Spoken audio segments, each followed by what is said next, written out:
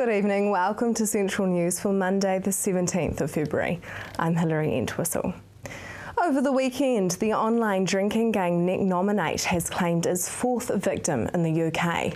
Recent reports of New Zealand youth participating in the social media game have many alcohol action networks worried. Nick Nominate hit the headlines recently here when a young Ashburton man drank a bottle of absinthe after being nominated via social media. Alcohol Action Network Tauranga's Dr Tony Farrell says the effects of alcohol on a young developing brain are a cause for concern with this game.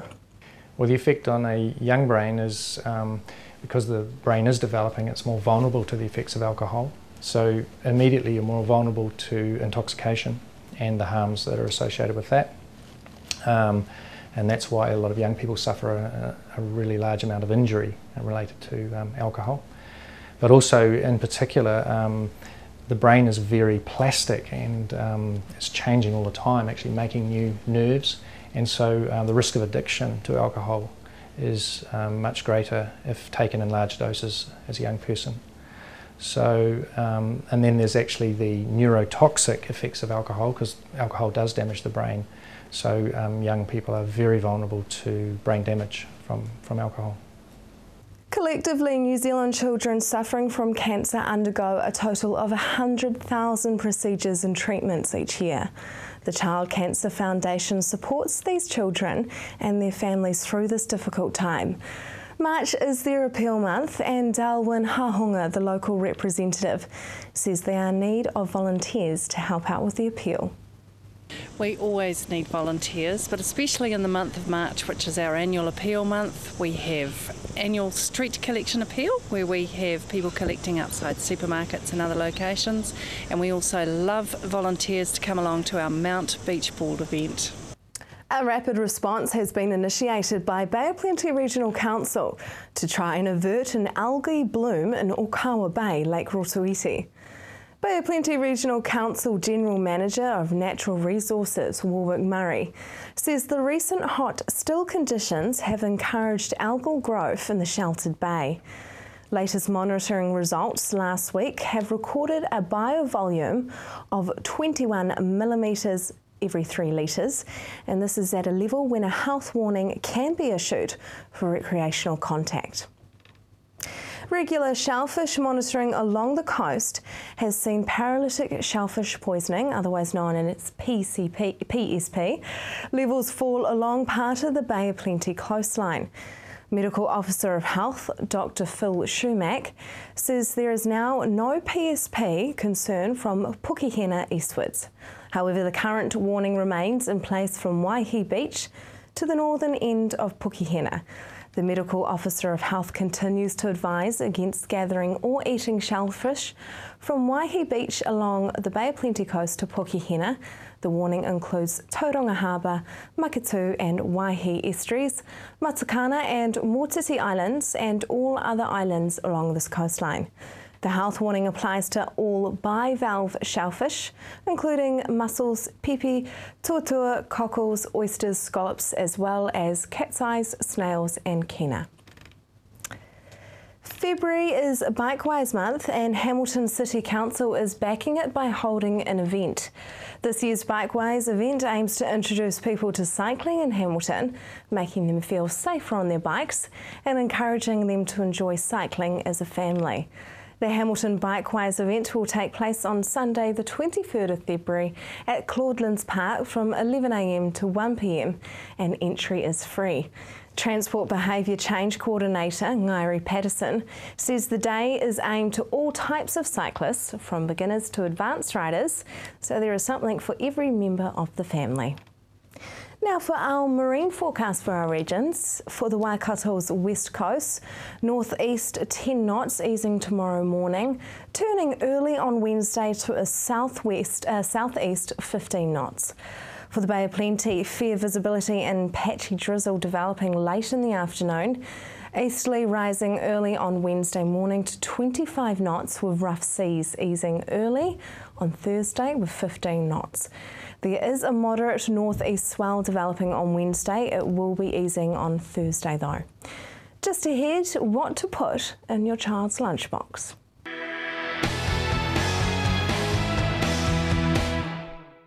Welcome to Central News on TV Central.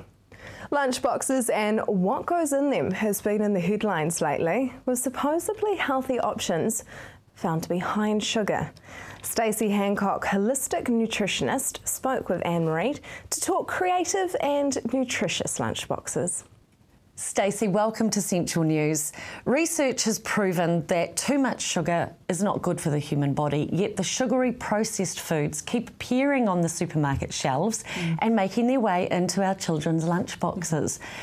Where does the responsibility lie for this? That's a very good question. I personally believe the responsibility lies with the caregivers because, you know, they are caring for their children. We can point the finger at things like supermarkets and advertising on TV and things like that, but at the end of the day, you're voting with your dollars. Every time you make a purchase, you are telling them that that's what you want in the stores. So they're not responsible. We're the ones spending the money. As a caregiver, you know, we are responsible for what we're caring our children with the food. But to that end also, we're also responsible for learning about what is correct. So it all falls on the caregiver, in my opinion. Is it all about good choices? Like, parents have a really good opportunity to teach good choices with lunchboxes, and is that all it comes down to? I don't think so. It is about good choices, definitely, but I think if you go back further, it's about working out and finding out why are the good choices not even being made. I mean, I don't know if you remember back to old school lunches where your sandwiches and your banana were kind of warm by lunchtime and, you know, you'd be inclined to leave it. So, you know, there's a key reason there. Processed foods don't do that in a lunchbox. We need to understand more about why these things keep popping up, and then we can start to work on some strategies. Some say that eating healthier is more expensive than eating the processed foods. Would you agree? In some cases, I actually do agree, and I know a lot of nutritionists don't tend to. So I was thinking about this the other day. Now, imagine a family of 4, and you want them to eat 5+ a day, and so let's say that's about a half to 1 cup, depending on the size of the person. That's going to be 70 to 140 cups a week. Not really practical. And, you know, you can do the frozen stuff, but, you know, the biggest bags of frozens are your peas, carrot, corn mix. Only one of those things is an actual vegetable. Let's talk about the sugar, or the fructose, that's found naturally in fruits and vegetables. Because sometimes fruits get a bad rap. Somebody said, oh, bananas are bad for you. They're too high in potassium. I was like, too high in potassium? There are so many confusing messages. I know. Basically, if it came from nature, it was packaged exactly the way the human body needed it. And we see that through all species on the planet. The food chain, you know, that would be all I say on it. The fructose in fruit is not the same as the fructose in soda, which is high fructose corn syrup, which comes from corn. So research shows that well-fueled children have better concentration and higher energy levels. What should go into an ideal lunchbox? Well, ideally we should have a bit of protein in there, some fat, some fibre and some carbs. So the carbs are going to fuel the brain, the protein and the fat and the fibre, they're going to slow the rate of the release of the sugar, so you're actually going to be sustained for longer.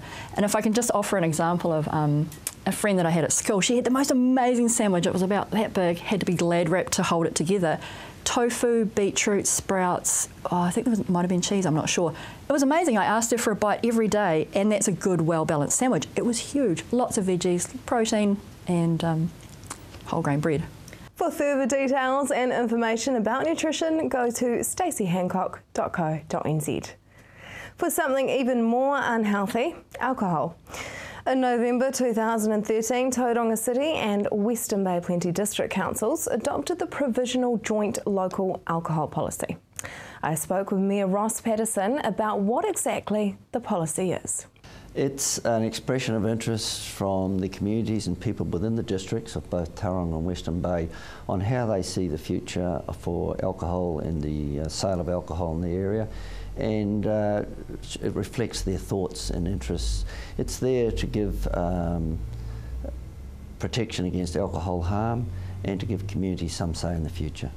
There has been a cap on the number of off licences in the area. Does this mean that there could be more built, or it's what it is now? No, one of the policies within is that we cannot have any more licences until one closes down. The area has been split into 3 wards of the Western Bay, and we have 7 areas within Tauranga.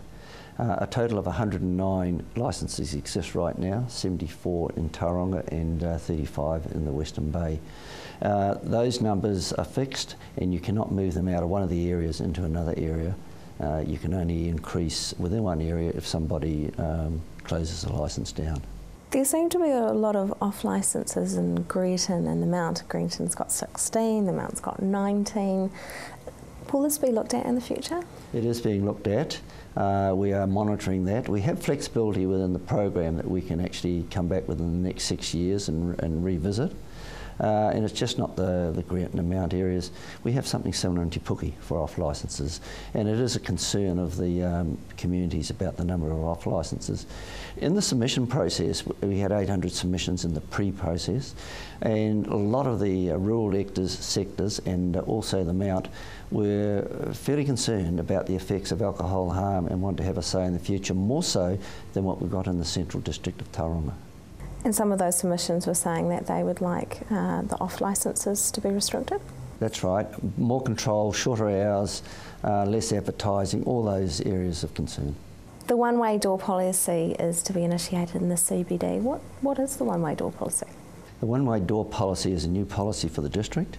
Bars will close at 3, but the one-way door policy will start at 2. It means that you cannot enter the bar after 2, or if you leave the bar, you cannot come back in. It's there to actually spread the dispersal of drinkers from that area from 2 to 3 and to reduce alcohol harm out in the street.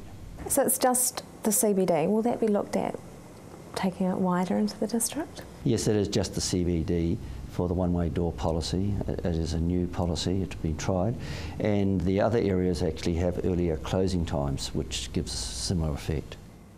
If it's successful, do you think maybe they'll look at putting it wider across the district? I think we'd have to go out for discussion on that.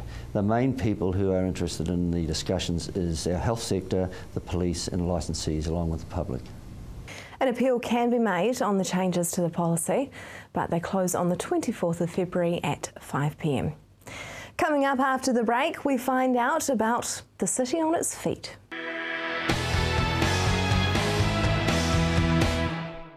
Welcome back. It is about now that most of us start to fall off the bandwagon of our New Year's resolutions. If your resolution involved being healthy and exercising more, maybe you need some group encouragement with City on its Feet. So City on the Feet is a program that's been going for a number of years now, and it's basically we have over 30 walking groups here in Tauranga that anyone can go along to. So they happen all throughout the week, mainly in the morning, and they're aimed at people who just want to meet others, go walking and get fit at the same time. We have a lot of coastline in Tauranga. It's a very beautiful city. So what are some more of our popular coastal walkways? Well, we're really lucky here in Tauranga with all the walks we have got. Definitely the Otomoto Foreshore is a really popular walk with a big footpath along there. And then also you've obviously got the Mount, and there's a couple of really strong walking groups out at Papamoa, and they often go walking along the beach and that sort of thing. So we're really lucky that we've got heaps of places to choose from. What about if we wanted a bit of a climb? Well, I mean, obviously there's Mount Maunganui, that's the obvious choice here in Tauranga, but there's also a couple of parks that are really good. So there's Papamoa Hills and also Summer Hills, which are great places to explore if you want some hills to climb. And of course, the bonus of climbing hills is you get awesome views of all the coastline. What is the atmosphere like in one of these group walks? I mean, is it a bit of a gossip session, or is there some serious walking going on? Well, no, very friendly, fun atmosphere. That's how I'd put it. Most walks finish with at a local cafe, so the coffee is just as important as the walk. But I guess it's great companionship for the people that come along. A lot of them are older adults. A lot of them, maybe live by themselves. So it's a great chance to get out of the house, meet other people, go and have a coffee, go and have a chin wag, and get active at the same time. Who's Mike? And what's he done with our walkways? Yeah, so Mike is one of our captains. So each walking group we have has a captain, and they're kind of in charge of the group and look after them, decide where they're going to walk for that week. And Mike's done a great job of actually mapping heaps of walks here in Tauranga. So he's got a website, and it gives people different ideas of where to walk and how far they are and how hard they are. So it's a really good little website to go and check out if you want to discover some new walking circuits around Tauranga. Which are some of the more popular walking groups? We've definitely got a couple of really popular groups out at Papamoa, so they walk on there's Tuesday, Wednesday and Thursday walking groups out there. The Bethlehem group's a really strong group, and also the Otamotai group has well over 30 walkers, which is fantastic, yeah. If we want to start our own walking group, what should we do? How do we go about that? Actually, people just need to contact me. So we're just starting one up next week in Brookfield, and we just started one up last week in Katikati. We've got 21 people along. So if anyone is keen to set up a new walking group in Tauranga, they just need to ring me at Sport Bay Plenty, and we can go about setting a new one. There is an abundance of walks on the website.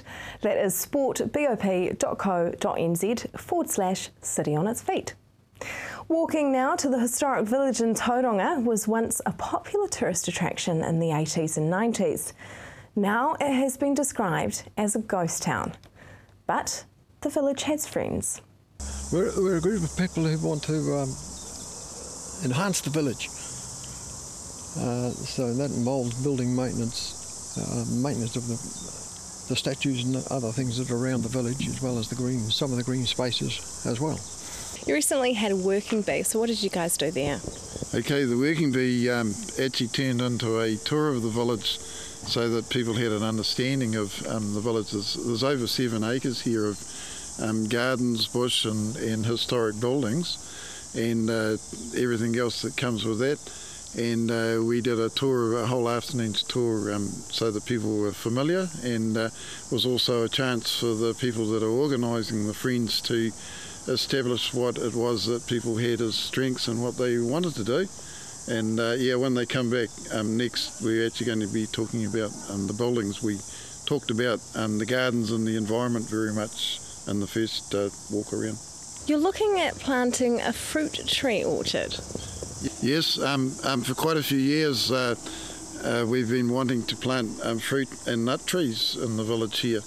And it's been put on hold a little bit because they were developing a master plan for the village, and we've actually been having a little bit of fun and planting a few sort of guerrilla gardening type things happening, but it's now got to the point where I've gauged that the community's wish to have a food forest, a fruit forest in Tauranga is bubbling over, and I've been talking to some of the elected members and they seem dead keen, and that's elected members of the council. There seems to be a lot of support from everybody all around, so I think this autumn it's going to happen. The Friends have plans for plaques on the building and explaining a little bit of the history, so where are you guys up to with that? There has been a start made on some of the buildings and some of the features, but we'd also like to add storyboards to those as well.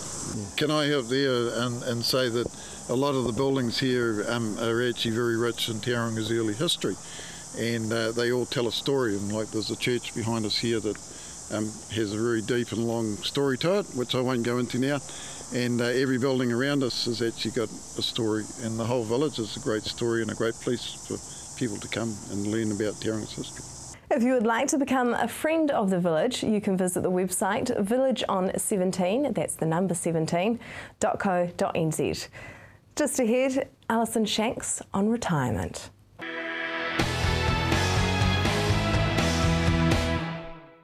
If you have just joined us, welcome to Central News. World champion and Commonwealth Games gold medalist Alison Shanks may have retired from competitive cycling, but she's still actively involved with the cycling world. She recently spoke with Anne-Marie.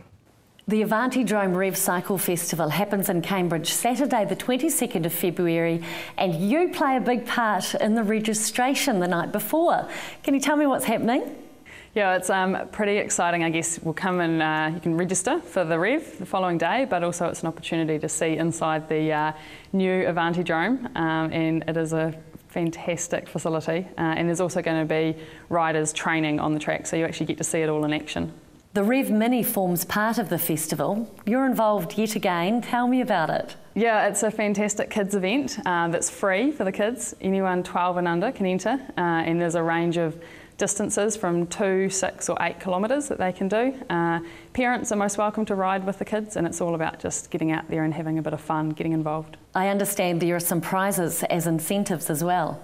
Yeah, there's some spot prizes, and there's also a whole lot of, skills stations that the kids can go around and earn little stamps and stickers for completing each different skill station. You're a world-class athlete. You've represented New Zealand in cycling. You played netball for 5 years for the Otago Rebels, and here we are standing in this amazing Avantidrome.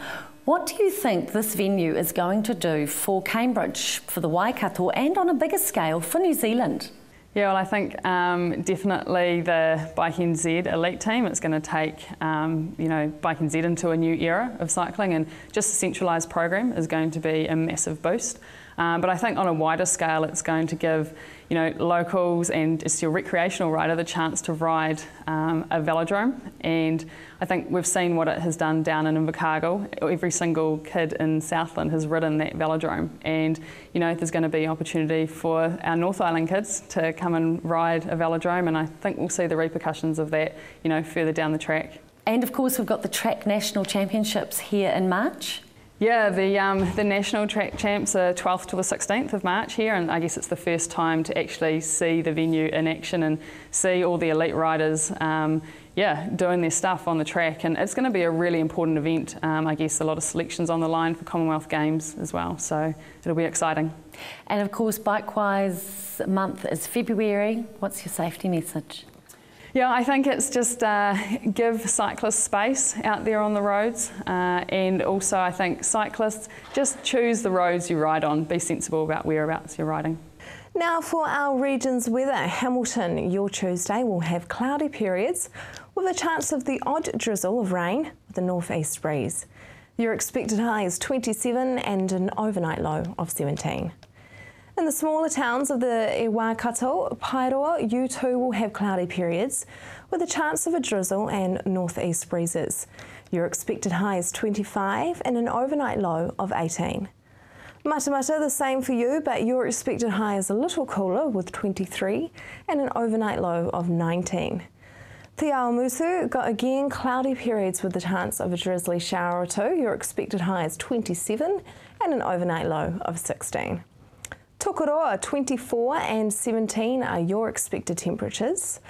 Looking to the Bay of Plenty, it is going to be quite similar to the Waikato, but a little bit stickier with humidity up there. Tauranga, mostly cloudy with a few drizzly patches and a humid easterly. Your expected high is 24 and an overnight low of 19. Te Puke is looking humid too with a northeast breeze, cloudy and patches of drizzle too. Your expected high is 22 and an overnight low of 18. That is the news for today. We really want you to be involved, so like us on Facebook, let us know your views. If you have your own news, including your own video and photos, go to our website and hit upload. Thanks for joining us. I will be back here again tomorrow night with more news from our regions. I'm Hilary Entwistle. Have a lovely evening.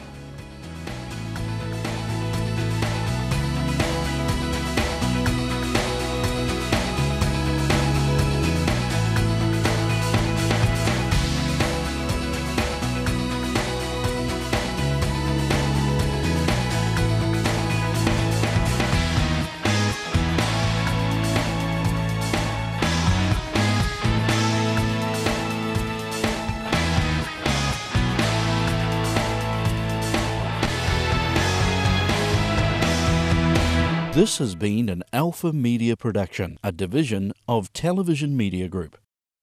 Supporting local content so you can see more of New Zealand on air.